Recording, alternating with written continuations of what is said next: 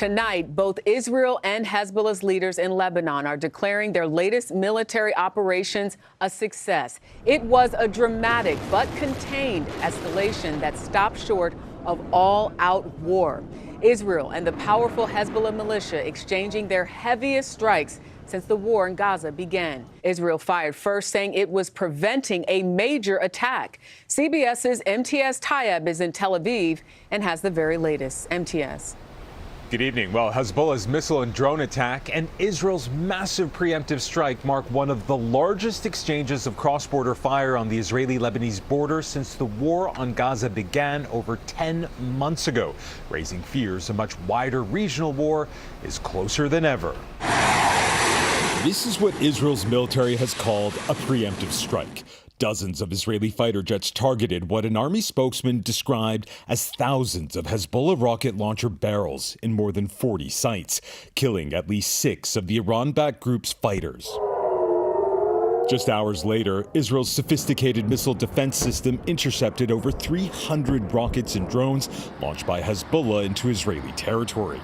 But one of its naval vessels in the eastern Mediterranean suffered damage, killing an Israeli soldier and wounding 2 others in apparent shrapnel injuries.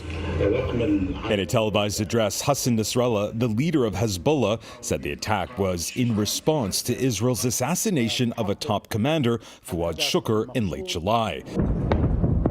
And that the reason the strike was delayed for weeks was, in part, because of the mass mobilization of Israeli and U.S. forces in the region. While Prime Minister Benjamin Netanyahu praised Israel's military for successfully intercepting the attack, he also warned it wasn't what he called the final word.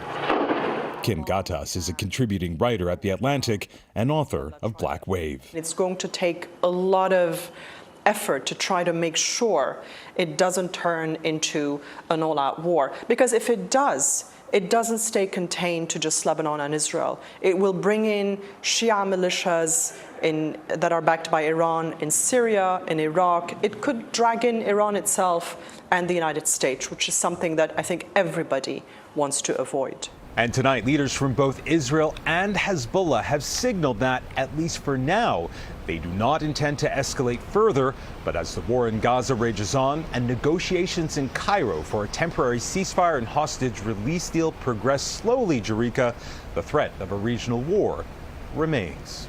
MTS Tayeb, thank you.